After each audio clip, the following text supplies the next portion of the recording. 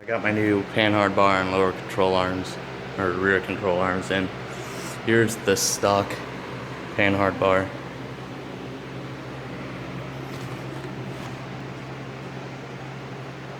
And then here are the adjustable rear control arms.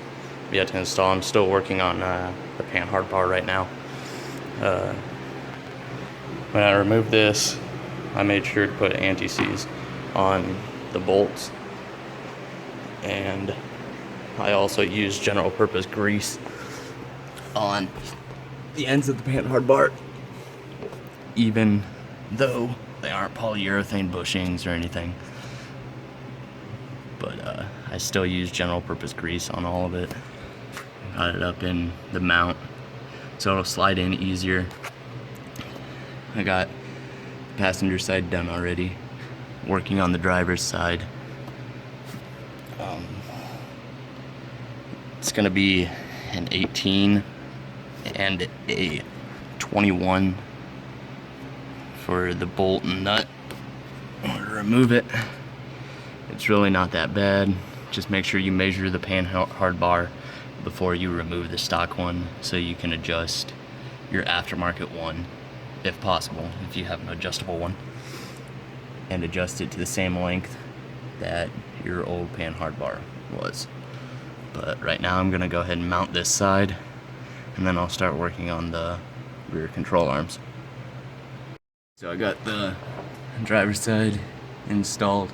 Now what I'm about to do is tighten down these bolts on both sides, and then once you've done that, that's when you can adjust your panhard bar to the original length of your old panhard bar. I had it adjusted to the same length, which was 43 inches, but it wouldn't line up with the hole, so I had to extend it a little bit. Now we're gonna go in after we tighten the bolts, and we're gonna adjust it back to 43 inches. Alright guys, now that I've got done with the panhard bar, I'm gonna start on the rear control arms, which I'm gonna start off by just spraying WD-40 on the bolt and nut on both sides. And then we'll start by removing those and installing the new control arms. Alright guys, so here's my rear control arms that I'm about to install. Before installing them, make sure you put grease on these bushings, and then later we'll pump grease into them. Just so you guys know, the nut and bolt for the stock control arms are going to both be 18, but before you go removing them, make sure you measure the control arms before you remove them and after you remove them, and then make sure to adjust your new control arms to that length.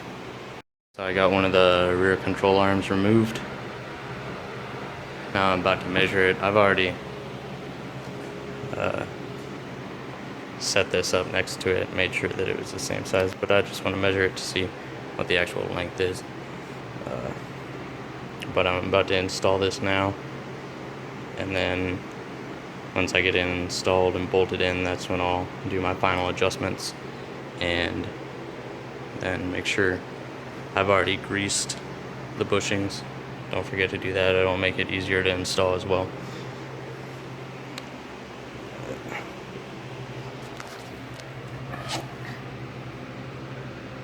That's where it mounts. Doesn't take too long. Can be a pain in the ass, but it's not too bad. I'm gonna go ahead and get this one installed now. Guys, so got the panhard bar installed and the rear control arm installed. Still have to do the other side. This side's done. It's not too hard. I know I didn't show you like me removing the bolts and all that, but it's pretty self-explanatory. It's only 2 bolts on each suspension piece. I'm sure you guys can figure it out. On the rear control arms, it's size 18 for both the bolt and the nut. For the panhard bar, it's going to be 18 and 21.